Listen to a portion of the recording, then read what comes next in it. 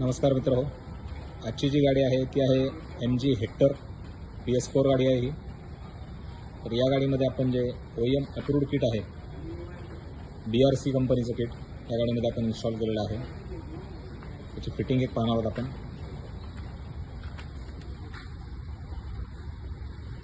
हा याचा gas feeling ball,